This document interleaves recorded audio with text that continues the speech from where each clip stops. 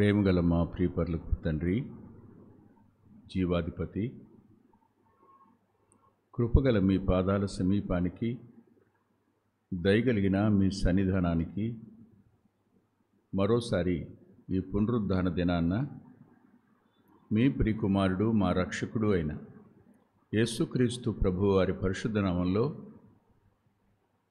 మీ సన్నిధిని అనుభవించడానికి, మీ ప్రియకుమారుని ద్వారా మీరు అనుగ్రహించిన ప్రేమను రుచించడానికి మా అంతరంగాలు తెప్పరిల్లి హృదయపూర్వకంగా నిన్ను ఆరాధించడానికి సాయపడండి. మీ చేతులకే వచ్చిన వారందరిని అప్పగించుకుంటున్నాను. రావాల్సిన ప్రియులు ఉన్నారు, వారిని కూడా త్వరపెట్టి తీసుకొని రండి. మా సమయం యావత్తు దీవెనగా మార్చండి. మీ కృపకు, మీ సంరక్షణకు, మీ దయకు, మీ ఆత్మ నింపుదలకు మమ్మల్ని అందరినీ అప్పగించుకుంటూ మీ దాసుని మరుగుపరచండి అని యేసుక్రీస్తు ప్రభు వారి పేరిట ప్రార్థిస్తున్నాం తండ్రి. ఆమేన్.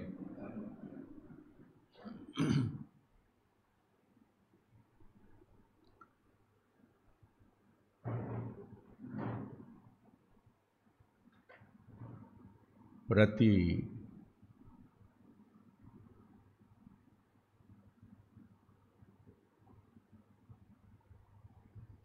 వ్యక్తి జీవితంలోనూ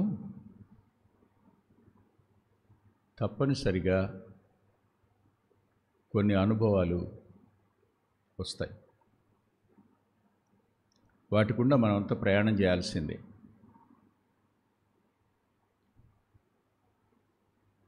భక్తులకి ఇవి రావు, శ్రేష్టమైన శిష్యులకి ఇవి రావు అని అనుకోకండి. ఏ వ్యక్తికైనా తప్పనిసరిగా ఈ అనుభవాలు తారసపడతాయి. అవి కృంగదీస్తాయి, దుఃఖం కలుగజేస్తాయి. అవి చేసే గొప్ప పని ఏంటంటే సహవాసం నుంచి మనల్ని దూరం చేస్తాయి. మనంతట మనం సహవాసం నుంచి దూరంగా వెళ్ళిపోయి మళ్ళా మన ఇంటికి, మన వృత్తికి, మనం గతంలో ఉన్న పరిస్థితికి వెళ్ళిపోతే మేలు అని ఒత్తిడి చేస్తాయి. అలాంటి పరిస్థితి లూకా సువార్త 24వ అధ్యాయంలో మనకు కనపడుతుంది. పునరుద్ధానం తరువాత వారికి పునరుద్ధానం సంగతి తెలీదు. ప్రభు పునరుద్ధానుడయ్యాడనే సత్యం వారు ఎరగరు. ఆయన మరణించాడు, సమాధి చేయబడ్డాడు అని మాత్రం తెలుసు. ఈలోగా అధికార మీడియా చాలా పవర్ఫుల్. ఏ మీడియా కంటే అధికార మీడియా చాలా పవర్ఫుల్. ఆ మీడియా చెప్పినటువంటి వార్త ఏంటంటే శిష్యులు ఎత్తుకెళ్ళిపోయారు ఆయన శవాన్ని అని. అది అందరూ నమ్మారు. నమ్మిన వారిలో శిష్యులు కూడా ఉన్నారు. ఖచ్చితంగా అధికార స్వరానికి అందరూ ప్రభావితులవుతారు. అలా ప్రభావితులయ్యారు. ప్రభావితులైన తరువాత వారి అంతరంగం దుఃఖంతో నిండిపోయింది. ఎవరి కోసం తమ జీవితాలను సమర్పించుకున్నారో, ఎవరితోటిది జీవితం అని నమ్మారో, ఎవరి కోసం బ్రతకాలని తీర్మానం చేసుకున్నారో, ఎవరి కొరకు అవసరమైతే చనిపోవాలని తీర్మానం చేసుకున్నారో ఆయన ఇక లేడు. ఆయన మరణించాడు, ఆయన లేడు. ఈ మాట వారిని కృంగదీసింది. కొంతమంది నమ్మి మేడగదిలో ఉన్నారు, కానీ కొంతమంది నమ్మని వారు దూరం అయ్యారు. అలా దూరమైన వారిలో శిష్యుడైన తోమా కూడా ఉన్నాడు. అలా దూరమైన వారిలో ఎమ్మాయుకు చెందిన 2 శిష్యులు ఉన్నారు. ఈ రోజున ఇప్పటికీ పునరుద్ధాన విషయంలో సందిగ్ధం ఉన్నవారు ఎవరైనా, సందేహం ఉన్నవారు ఎవరైనా సహవాసానికి, ఆయనకి దూరంగా ఉన్నవారే. పునరుద్ధానుడైన ప్రభువు నుండి మనం నేర్చుకుని ఆరాధించవలసిన కొన్ని సత్యాలు ఈ ఉదయకాలం నేను మీతో క్లుప్తంగా చెప్తాను. ఒకటి చూడండి దయచేసి, లూకా సువార్త 24వ అధ్యాయం.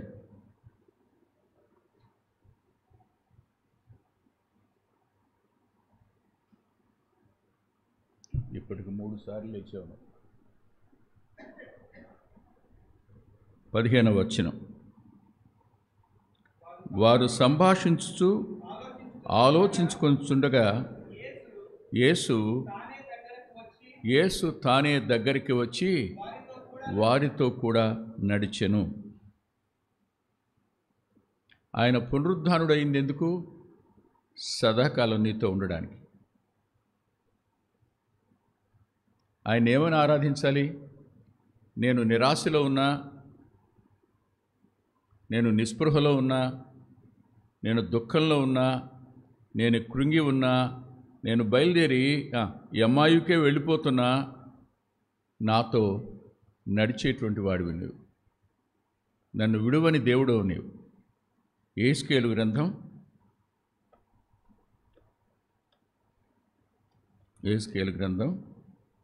34వ అధ్యాయం. 30వ వచనం. అప్పుడు తమ దేవుడైన యెహోవానగు నేను తమకు తోడుగా ఉన్నాననియు ఇశ్రాయేలీయులైన తాము నా జనులై ఉన్నారని వారు తెలుసుకొందురు. ఇదే ప్రభువు యెహోవా వాక్కు. గొర్రెలు చెదిరిపోయే గుణం కలిగినవి, గొర్రెలు తప్పిపోయే స్వభావం కలిగినవి. అలాంటి వాటిని ఆయన విడిచిపెట్టేసేవాడు కాడు. సహవాసాన్ని, మందను విడిచి వెళ్ళిపోతున్న ఈ 2 శిష్యులను ఆయన తానే వారి వెంట నడిచి వెళ్ళినవాడుగా కనిపిస్తాడు. ఆలోచించండి ఒకసారి. మనం పునరుద్ధానుడైన ప్రభువుని ఎలా ఆరాధించాలి? మనం ఆయన ఉనికిని గుర్తించకపోయినా, ఆయన మనతో ఉన్నాడనే సత్యం మనకు అర్థం కాకపోయినా, ఆయన మాత్రం మనల్ని విడువని వాడుగాను, ఎడబాయని వాడుగాను, సదాకాలం మనకు తోడుగా ఉన్నవాడుగా ఆయన ఉన్నాడు. ఇవాళ ఉన్నాడు, రేపు కూడా ఉంటాడు. నిన్న ఉన్నాడు, లేకుండా ఎక్కడికి పోలా, ఆయన ఉన్నాడు. మనం ఆయన ఉనికిని గుర్తించకపోవచ్చు. మన దుఃఖంలో మనం ఉండొచ్చు, మన నిరాశలో మనం ఉండొచ్చు, మన ఒంటరితనంలో మనం ఉండొచ్చు.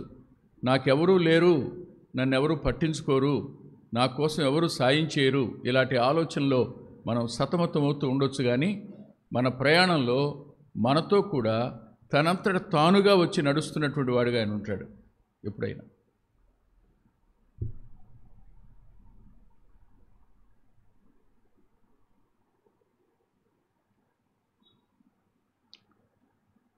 ప్రభుని ఆరాధించడం అనగానే ఆయన ఏమై ఉన్నాడో దాన్ని బట్టి మనం ఆరాధించవలసి ఉంది. సదాకాలం తోడుంటాడు అనే మాట ఎంత గొప్ప మాట.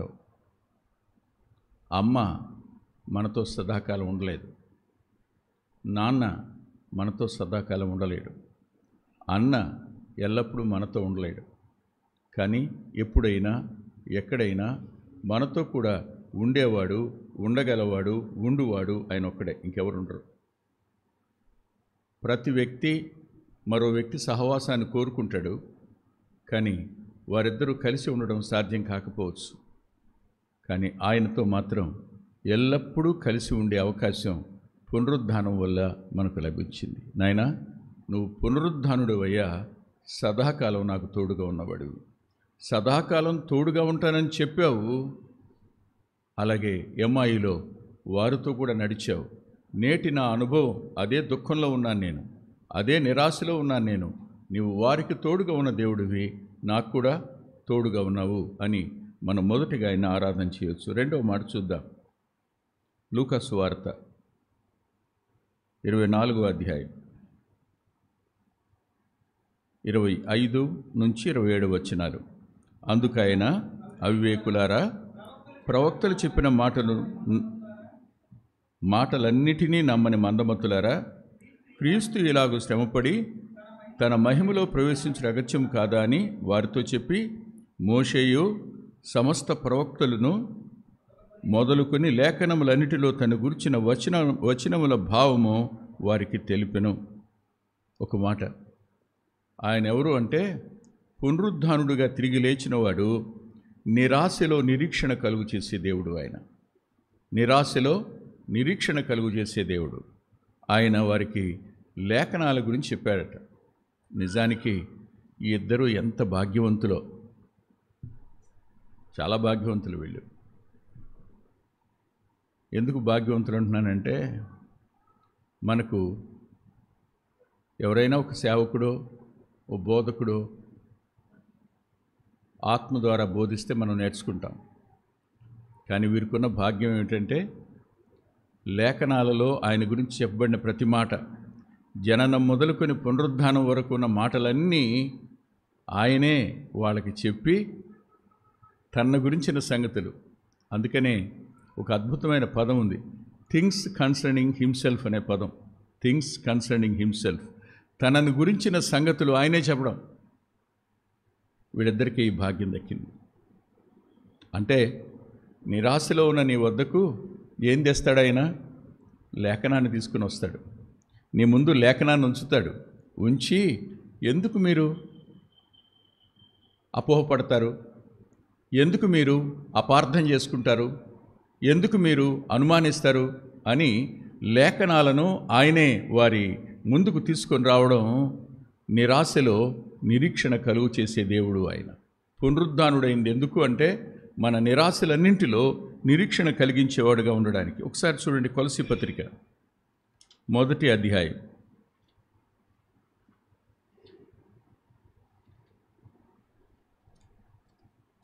అధ్యాయం 5వ వచనం.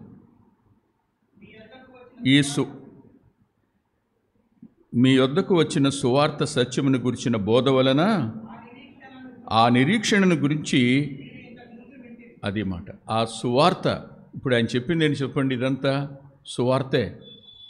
ఈ సువార్త వల్ల నిరీక్షణ మీ వద్దకు వచ్చింది.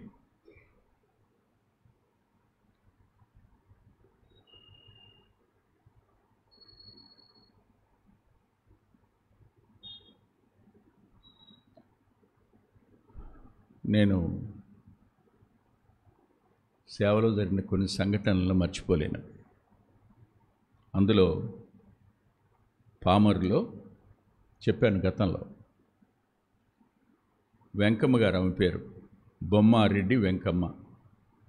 వాళ్ళ అబ్బాయి మన గుడివాడ మున్సిపల్ కమిషనర్ చేశాడు. ఆయన ఒకడే కొడుకానికి. ఆమెకి క్యాన్సర్ వచ్చింది, పెద్ద కణితి. అప్పటికి 3 సార్లు ఆపరేషన్ జరిగింది. ఇక 4వసారి చేతులు ఎత్తేసి మా వల్ల కాదని వదిలేశారు. ఆమె రోజుకి 3-4 పెయిన్ కిల్లర్స్ చేసుకుంటే కానీ పెయిన్ తట్టుకోలేదు. సరిగ్గా ఆ సమయానికి అక్కడికి మేము వెళ్ళడం జరిగింది. సహవాసంగా కూడుకుని ప్రార్థన చేస్తున్నాం. ఆమెను ఎవరో తీసుకొచ్చారు. తీసుకొచ్చిన తర్వాత ఆమెకు ముందు సువార్త చెప్పి ప్రార్థన చేశాం. ఆశ్చర్యం జరిగింది. ప్రార్థన అయిపోయిన తర్వాత, బహుశా ఆ క్యాన్సర్కి ఒక లక్షణం ఉంది, అది స్లీపింగ్ కండిషన్లోకి వెళ్ళద్ది. రేర్ ఆఫ్ ద రేరెస్ట్ కండిషన్స్లో కార్సినోమా అనేది స్లీపింగ్ కండిషన్లోకి వెళ్తుంది. అలా అది స్లీపింగ్ కండిషన్లోకి వెళ్ళిందో ఏమో, ఇక నొప్పి లేదు ఆమెకి. 2వ రోజు నుంచి ఇంజక్షన్ చేయించుకోవట్లేదు ఆవిడ. ఆమె ప్రభువుని నమ్ముకుంది, రక్షించబడింది, బ్యాప్టిజం తీసుకుంది. సరిగ్గా 7 సంవత్సరాలు చాలా బాగుంది. 8వ సంవత్సరం మళ్ళీ తిరిగి వచ్చింది. మరలా తిరిగి అదే నొప్పి వచ్చింది. వచ్చినప్పుడు నేను యాదృచ్ఛికంగా, అంటే వెళ్ళానేమో అక్కడికి, I may not say it is an appointment. నేను వెళ్ళడం తగ్గించిన సందర్భాల్లో వెళ్ళాను. వెళ్ళినప్పుడు ఆమె కనపడింది. కనపడగానే చెప్పింది, బాబు మళ్ళీ నొప్పి వస్తుందయ్యా అని. నేను అన్నాను, వెంకమ్మ గారు మరి దీనికోసం దేవుని దగ్గరికి వచ్చారు, తగ్గినట్టే తగ్గింది, 7 సంవత్సరాలు బాగానున్నావు, ఇప్పుడు మళ్ళీ తిరిగి వచ్చింది, మళ్ళీ వెనక్కేనా అన్న. ఆమె ఏముందో తెలుసా? అయ్యా, వచ్చింది ఈ రోగం కోసమే కానీ పాపరోగం బాగు చేసిన ఆయన విడిచిపెట్టి ఎందుకు వెళ్తానయ్యా? చనిపోతే ఇలా చనిపోతాను కానీ ప్రభు పాదాలు మాత్రం విడిచిపెట్టనయ్యా అంది. చెప్పండి, అది మరణ ఛాయ లోయే అయినా, నిరాశ తప్ప మరి ఇంకేది అక్కడ మిగలకపోయినా అక్కడ కూడా నిరీక్షణ కలుగు చేయగలిగిన గొప్ప దేవుడు ఆయన. పునరుద్ధానుడైంది ఎందుకు అంటే, నిరాశలో నిరీక్షణ కలుగు చేయడం. ఆలోచించండి, వీళ్ళు ఏం చేయగలరు ఇప్పుడు? నా కోసం సమస్తాన్ని విడిచిపెట్టమన్నాడు, విడిచిపెట్టేశారు వాళ్ళు, ప్రయాణించారు వెంట. ఇప్పుడు చెప్తున్నారు లేడు ఆయన, శిష్యులు అబద్ధాన్ని నమ్ముతున్నారు ఆయన లేచాడని. ఆయన లేనే లేడు, ఆయన శవాన్ని శిష్యులు ఎత్తుకుపోయారు, ఎక్కడో పాతిపెట్టేసి ఉంటారని ప్రచారం అయిపోయింది. అది నమ్మేశారు. అదే మాటలు ముందటి వచనాల్లో మనకు కనపడతాయి. 22లో సమాధి వద్దకు వెళ్ళి ఆయన దేహాన్ని కనుగొనలేదు అని అంటారు. దేవదూతలు చెప్పారు కానీ మేము నమ్మలేదంటారు. ఆ మాటలు మాకు విస్మయం కలిగించిందిగా నమ్మడానికి వీలు కలగలేదంటారు. అంటే అయోమయంలో ఉన్నారు, అనుమానంలో ఉన్న ఈ సందర్భంలో ఆయన తానే వారి వెంట నడిచి లేఖనాన్ని వారి ముందుకు తెచ్చి వారి అంతరంగాలలో ఏం కలుగు చేశాడు? మంట. మంట మంట అంటే ఏమనుకుంటున్నారు మీరు? మండుద్ది గుండె. అరే రే మనం నమ్మలేదు కదా అని, అరే రే విశ్వాసం ఉంచలేకపోయినాం కదా అని. ఎక్కడున్నాడు ఆయన? పక్కనే ఉన్నాడు. ఏమనుకుంటున్నాం మనం? మీరైనా నేనైనా ప్రక్కనే ఉన్న ఆయన్ని లేడన్నట్టుగా భావించడం దగ్గర నిరాశ కాదా? ఆయన నీతో నడుస్తున్నవాడు, ఆయన నీతో సంభాషిస్తున్నవాడు, పునరుద్ధానుడైన వాడు నీ నిరాశలో నిరీక్షణ కలుగు చేసే దేవుడిగా రెండవదిగా చూడాలి. మూడవది లూకా సువార్త 24వ అధ్యాయం 29వ వచనం. వారు సాయంకాలము కావచ్చినది, ప్రొద్దుకింగినది, మాతో కూడా ఉండమని చెప్పి ఆయన బలవంతము చేసిరు గనుక ఆయన వారితో కూడా ఉండుటకు లోపలికి వెళ్ళెను. ఇక్కడ నేను ఇంకొక మాట రాసుకున్నాను. పునరుద్ధానుడయింది ఎందుకంటే అభ్యర్థనను అంగీకరించే దేవుడు ఆయన. మన అభ్యర్థనలను అంగీకరించే దేవుడు. పిలవండి ఆయన్ని, నీ సన్నిధి కావాలని అడగండి ఆయన్ని. వాస్తవానికి భూమి మీద విశ్వాస యొక్క ఐశ్వర్యం ఏమిటి అంటే the presence of God it self. దేవుని సన్నిధి. దేవుని సన్నిధి నీకు తోడుగా ఉంటే నీకంటే బలవంతుడు ఎవరుండరు. ప్రభు నీతో ఉంటే నీకంటే జయవంతుడు ఇంకెవరు ఉండరు. వాళ్ళు అభ్యర్థించారు, అయ్యా అయ్యా చీకటి పడిపోయింది, కొంచెం లోపలికి రా. ఎవరనుకున్నారు? బాటసార్ అనుకున్నారు, పరదేశ్ అనుకున్నారు, ఏదో దారిలో కలిశాడు యాదృచ్ఛికంగా అనుకున్నారు. కానీ పునరుద్ధానుడైన ప్రభు తానే మన వెంట ప్రయాణం చేస్తున్నాడనే సత్యం మనకు తెలియదుగా. ఏ రోజైనా మనం అడిగితే కాదనకుండా మనతో సహవాసం చేయడానికి వచ్చేవాడు ఆయన. మర్చిపోకండి ఒకసారి, ఆయన అభ్యర్థనను అంగీకరించే దేవుడు పునరుద్ధానుడిగా. సామెతల గ్రంథం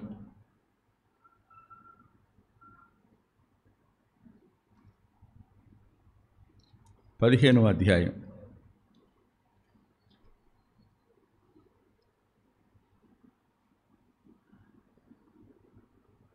29వ వచనం 2వ భాగం. నీతిమంతుల ప్రార్థన ఆయన అంగీకరించును. ప్రార్థనను అంగీకరించేటువంటి దేవుడు, అభ్యర్థనను అంగీకరించే దేవుడు.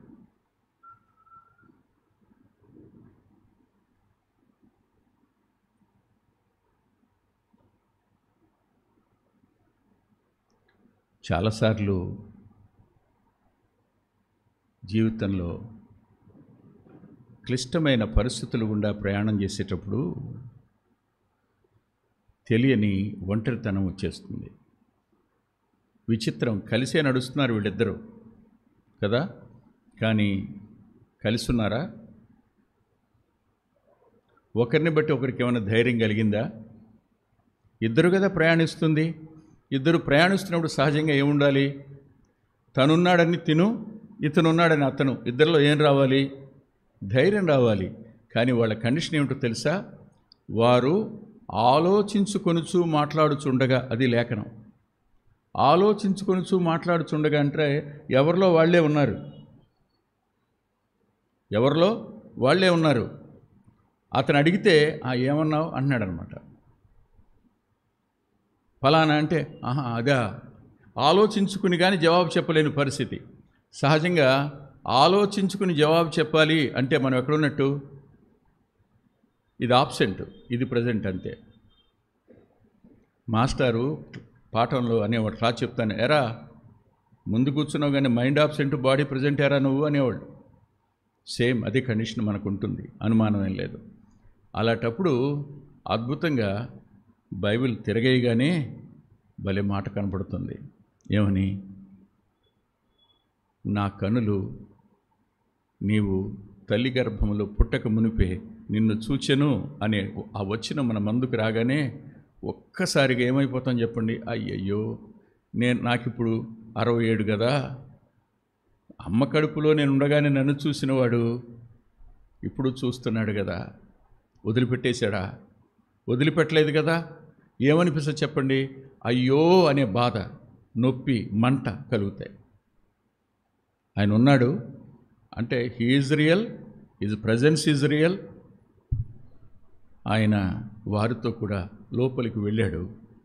ఆయన అభ్యర్థిస్తే అంగీకరించే దేవుడుగా, పునరుద్ధానుడుగా ఉన్నాడు. ఇది 3వ మాట. 4వది చూడండి, 24వ అధ్యాయంలో 30-31 వచనాలు. ఆయన వారితో కూడా భోజనమును కూర్చున్నప్పుడు ఒక రొట్టెను పట్టుకొని స్తోత్రము చేసి దాన్ని విరిచి వారికి పంచిపెట్టగా వారి కన్నులు తెరవబడి ఆయనను గుర్తుపట్టిరి. ఎవరైనా పునరుద్ధానుడైంది ఎందుకంటే కనులు తెరిచే దేవుడు ఆయన, కనులు తెరిచిన దేవుడు.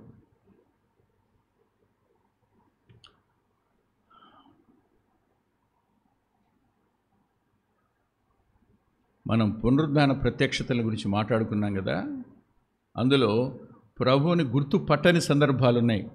గమనించారా మీరు? ప్రభువుని వాళ్ళు గుర్తుపట్ల,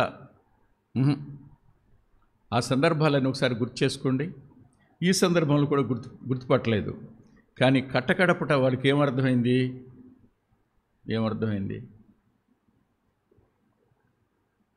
మనతో ఉన్నవాడే ఆయన అని. మనతో ఉన్నవాడే ఆయన.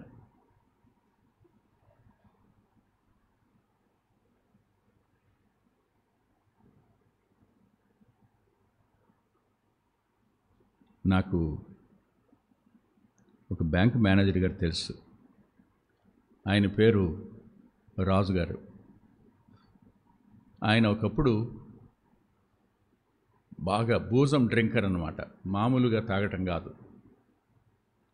ఆ సమయంలో ఆయన బ్యాంకులో ప్రక్కన వాళ్ళకు ఇచ్చిన డబ్బులు, అతను ఆబ్సెంట్, అతను రాలేదు, డ్యూటీకి రాలేదు, సెలవులో ఉన్నాడు. ఆయన సంతకం పెట్టేసి ఈయన దాన్ని డ్రా చేసుకున్నాడు. ఆయనగా డ్రా చేసుకునేది చేసేసుకున్నాడు. ఆ తర్వాత కాలంలో ఆయనకు సిక్ అయి గుడివాడ వచ్చాడు. గుడివాడ వచ్చిన తర్వాత తన భార్య, ఆ చెల్లి ఇక్కడికి మన మందిరానికి రావడం ప్రారంభమైంది. ప్రారంభమయ్యాక అక్కడికి నేను ర్యాన్ గారు వెళ్ళి తనకి వాక్యం చెప్పాం. ముందు మా అన్నయ్యని పిలవనని అడిగిందంట. ఆయనకి ఇష్టం లేదు అసలు. సరే కానీ అన్నట్టుగా అన్నాడు. వెళ్ళి వాక్యం చెప్పి వచ్చాక 2వ రోజున మళ్ళీ పిలిస్తే మళ్ళీ వస్తారా మీ అన్నయ్య వాళ్ళని అడిగాడంట. మేము వెళ్ళిన తర్వాత ఆయన వాక్యం విన్నాడు, మారు మనసు పొందాడు. పొందిన తర్వాత వెళ్ళి డ్యూటీలో జాయిన్ అయ్యాడు. డ్యూటీలో జాయిన్ అవ్వగానే అంతకుముందు ఎప్పుడో తాగడం కోసం చాలా చిన్న అమౌంట్, అది పెద్ద అమౌంట్ కూడా కాదు, ఆ చిన్న అమౌంట్కి ఎంక్వైరీ వచ్చింది. ఎంక్వైరీ చేయడానికి వచ్చిన వ్యక్తి కూడా క్రిస్టియనే. అందరినీ ఒక్కొక్కరిని పిలిచి అడుగుతుంటే మాకు తెలీదు, డ్రా చేసింది సంతకం పెట్టింది ఈయనే కదా, ఈయన పిలిస్తే అన్నాడు, నేనే చేశానండి అన్నాడు. పిచ్చోడో మంచోడో నువ్వు, నాకు తెలియదంటే పోద్దు కదయ్యా. ఏంటి సార్, మొన్నటి వరకు అంటే తెలియదనేవాడిని సార్, కానీ ఇప్పుడు తెలియదు అనలేను, నేనే కదా పనిచేసింది. దాంతో సస్పెండ్ చేశారు.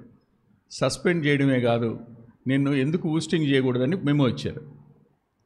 అప్పుడు కబురు వచ్చింది నాకు, గుంటూరులో ఉన్నారు వాళ్ళు, పలకరించడానికి వెళ్ళినప్పుడు ఏడుస్తుంది. నేను ధైర్యంగా ఉన్నాను సార్, నేను సత్యం కోసం నిలబడ్డాను, సత్యం నా కోసం నిలబడుతుంది, నాకు ఆ ధైర్యం ఉంది సార్, మీ చెల్లితోనే మాట్లాడండి అన్నాడు. ఆయనతో చెప్పాను, ఎందుకు రాను అని. ఏంటన్న ఈయన చేసిన పని చూడండి, ఎంత చిన్నది. అమ్మా, ఆయన మారు మనసు పొందాడు, సత్యం కోసం నిలబడ్డాడు, సత్యం తన కోసం నిలబడుతుందని చెప్పాడు కదా, ధైర్యంగా ఉండు అని చెప్పి ప్రార్థన చేసి వచ్చాం. వచ్చిన తర్వాత డ్యూటీకి వెళ్ళట్లేదు, పిల్లల పాత పుస్తకాలన్నీ తీసి తిరగేస్తున్నాడంట ఆయన. ఇలా తిరగేస్తూ ఉంటే వాళ్ళ పాత నోట్స్లో ఒక చిన్న అడ్రస్ కనపడింది. ఎవరిది అడ్రస్ అని ఆలోచించాడు. ఓ రోజు ట్రైన్లో కుటుంబంతో కూడా ప్రయాణం చేస్తున్నప్పుడు ఒక పెద్ద ఆయన ఆ పిల్లలిద్దరితో కలిసి ఆడుకుని, ఏదైనా అవసరం ఉంటే మీరు తప్పకుండా నాకు ఫోన్ చేయొచ్చు అని ఫోన్ నెంబరు, ఆయన అడ్రస్ ఇచ్చాడు ఆయన. అప్పుడు ఆయనకు ఫోన్ చేశాడు. ఫోన్ చేస్తే ఆయన అన్నాడు, ఫైల్ తీసుకుని బెంగళూరు రా అన్నాడు. ఫైల్ తీసుకుని బెంగళూరు రా అనగానే వెళ్ళారు. వెళ్ళాక ఈయన తీసుకుని జడం దగ్గరికి వెళ్ళాడు డైరెక్ట్గా. ఫైల్ ముందు పెట్టి, సార్, కోట్లు తిరిగేసి వాళ్ళని కాపాడాం మనం, అవునా? ఎంత ఇది, ఏమాత్రం ఇది? పే చేస్తాడు, రీపే చేస్తాడు, అతనికి మళ్ళీ తిరిగి అపాయింట్మెంట్ ఆర్డర్ ఇవ్వండి. ఆయన సిబిఐ ఎంక్వైరీ ఆఫీసర్ అట. ఆయన ఎక్కడున్నాడు అప్పటిదాకా? Where is he? అడ్రస్ ఇప్పుడు ఓల్డ్ హోంవర్క్ బుక్లో ఉంది కదా. ఆయన ప్రమోషన్ ఇచ్చి ఈ ఒరిస్సా వైపుకి వేశారు, కలకట్టా వైపుకి వేశారు. ఎవరైనా చెప్పండి. ఖచ్చితంగా మన అంతరంగాలను, మన కళ్ళను తెరిచి ధైర్యపరిచే దేవుడు ఆయన. ఆయనను గుర్తుపట్టేటట్టు మనతోనే ఉన్నాడు, మనల్ని వదిలిపెట్టలేదు. ఇదిగో నా చేతికి రొట్టిచ్చినవాడు ఆయనే, నా ఆకలి తీర్చడం కోసం రొట్టె విరిచినవాడు ఆయనే, నన్ను మరణం నుంచి తప్పించేవాడు ఆయనే అని మనం ఆయన ఆరాధించకుండా ఉండలేం. అంటే ఆయన ఎవరు అంటే, నీ కళ్ళు నా కళ్ళు తెరిచాడు గనుకనే తిరిగి జన్మించిన అనుభవంలోకి వచ్చాం, లేకపోతే వచ్చేవాళ్ళం కాదు. పునరుద్ధానుడైన వాడు మన కనులను తెరిచిన దేవుడు ఆయన. అదే మాట 119వ కీర్తన 18వ వచనంలో రాసింది చూడండి. 119వ కీర్తన.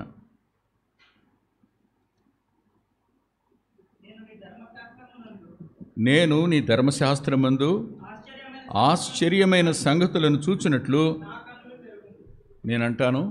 ధర్మశాస్త్రంలో ఆశ్చర్యమైన సంగతి ఏమిటి? ప్రభు తప్ప.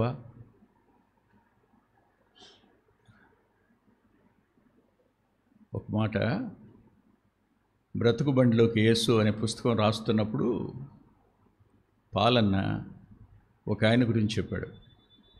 ఆయన దనకొండలో ఉండేవాడు, ఒక మిలిటరీ మ్యాన్. ఆయన మిలిటరీ నుంచి వచ్చాక సహవాసం స్టార్ట్ చేశాడు అక్కడ.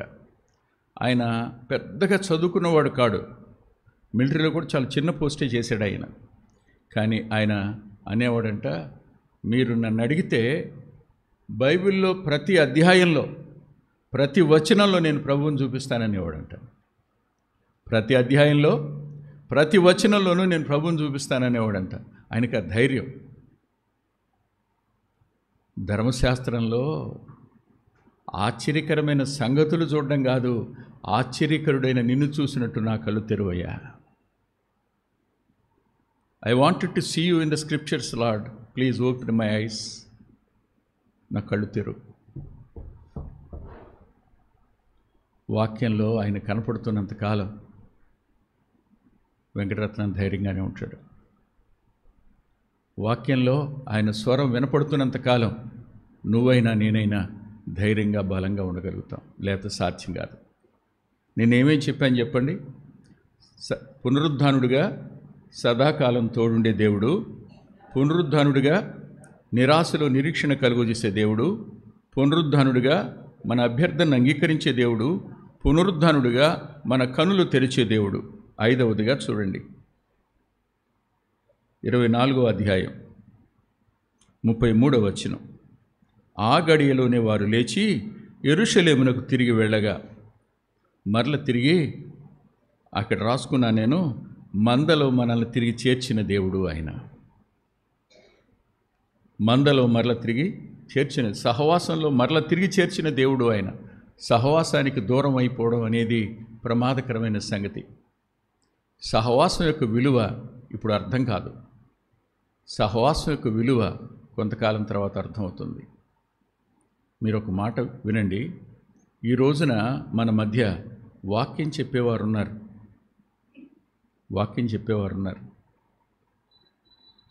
రాజేష్ ఉన్నాడు, కిషోర్ ఉన్నాడు, ముల్లర్ గారు ఉన్నాడు, చార్లెస్ ఉన్నాడు, సురేష్ ఉన్నాడు, ఇంకా సాల్మన్ ఉన్నాడు, డానీ ఉన్నాడు, ఇంకా వాక్యం చెప్పే తమ్ముళ్ళు ఉన్నారు. కానీ ఒక రోజున వీళ్ళందరూ ఉండకపోవచ్చు. వీళ్ళందరికంటే ముందు నేను ఉండకపోవచ్చు. కానీ ఒక వ్యక్తిని బట్టి సహవాసం కాదని గుర్తుపెట్టుకోండి. ప్రభువుని బట్టి సహవాసం. ఆయన సహవాసానికి కేంద్ర స్థానంలో ఉంటాడు. మనము మన పరిస్థితులను బట్టి సహవాసానికి దూరంగా జరుగుతున్నాము అంటే అర్థం ఏంటో తెలుసా?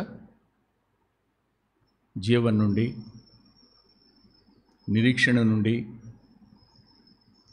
సహవాసం యొక్క బలం నుండి మనం దూరంగా జరుగుతున్నట్టు లెక్క. ఆయనకు వేరవుతున్నట్టు లెక్క. ప్రమాదం అక్కడ. ఆయన తిరిగి మరలా మనల్ని మందలో చేర్చే దేవుడు. ఒక మాట ఏమిటంటే, ఓసారి రాన్ గారు కొత్తగా వస్తున్నాడు మందిరానికి. వస్తున్నప్పుడు ఆయనకు అన్నీ కొత్త, తెలియదు, అసలు ఏం తెలియదు, బైబిల్ ఏం తెలియదు ఆయనకి.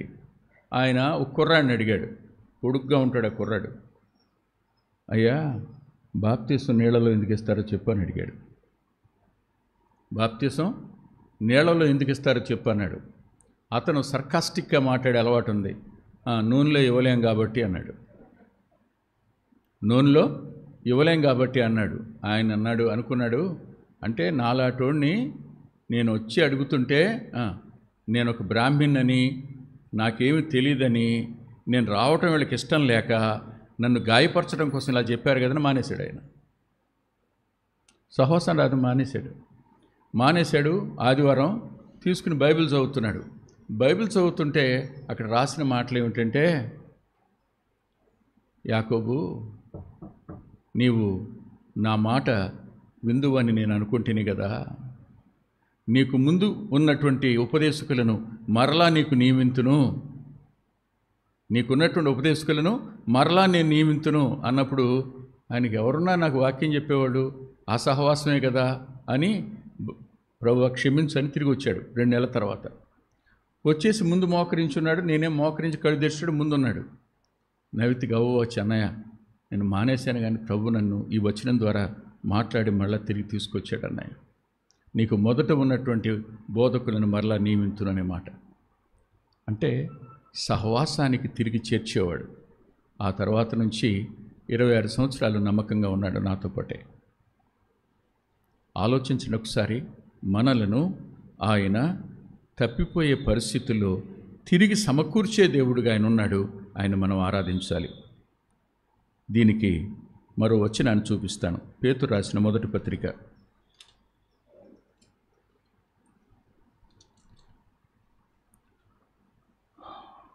2వ అధ్యాయం 25వ వచనం. మీరు గొర్రెల వలె దారి తప్పిపోతురు కానీ ఇప్పుడు మీ ఆత్మల కాపరియు అధ్యక్షుడునైనా ఆయన వైపుకు మళ్ళీ ఉన్నారు.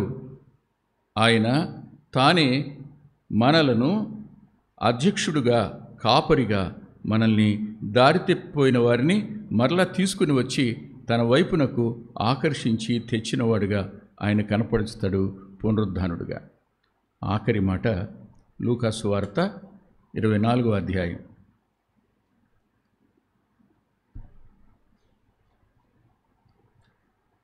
లూకా సువార్త 24వ అధ్యాయం 45వ వచనం.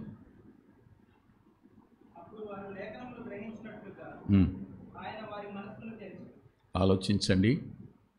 ఆయన కళ్ళు తెరిచేవాడు మాత్రమే కాదు, మనసు కూడా తెరిచేవాడు. అంటే ఇక కొద్ది కాలం తరువాత పాత నిబంధన లేఖనాల్లో నుంచి వీళ్లకు ఎప్పుడు తెరిచినా ప్రభు కనపడుతూనే ఉంటాడు. ప్రభు జీవితం కనపడుతూనే ఉంటుంది. ప్రభు జీవితం యొక్క రుజువులన్నీ కనపడతాయి. ఆలోచించండి. లేఖనాలు గ్రహించడానికి మనసు తెరిచాడు. ఆయన్ని గుర్తించడానికి కళ్ళు తెరిచినవాడు, లేఖనాలను గ్రహించడానికి మనసు తెరిచినవాడుగా, పునరుద్ధానుడిగా, మన మనసులను తెరిచేటువంటి దేవుడిగా మనం ఆయన్ని ఆరాధించాలి. దానికోసం ఒక వచనం చూద్దాం. యెషయా గ్రంథం 43వ అధ్యాయం.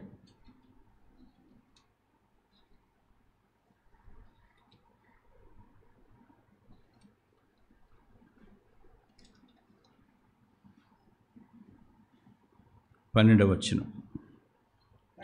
ప్రకటించిన వాడును నేనే, రక్షించిన వాడును నేనే, దానిని గ్రహింపచేసిన వాడను నేనే. అవును, మనస్సు తెరిచి వాక్యమును గ్రహించినట్లుగా చేసేటువంటి దేవుడు ఆయన. మనకెప్పుడు సదాకాలం తోడుగా ఉండి ఆయన ఈ కార్యాలు చేస్తాడు. సదాకాలం తోడున్నవాడు నిరీక్షణ కలుగు చేస్తాడు, అభ్యర్థన అంగీకరిస్తాడు, కళ్ళు తెరుస్తాడు, మందలో తిరిగి చేరుస్తాడు, గ్రహించేటువంటి మనసును కూడా మనకిచ్చే దేవుడుగా ఆయన ఉన్నాడు. నేటికి సజీవుడు ఆయన. ఆరాధిద్దాం, మోకరిద్దాం.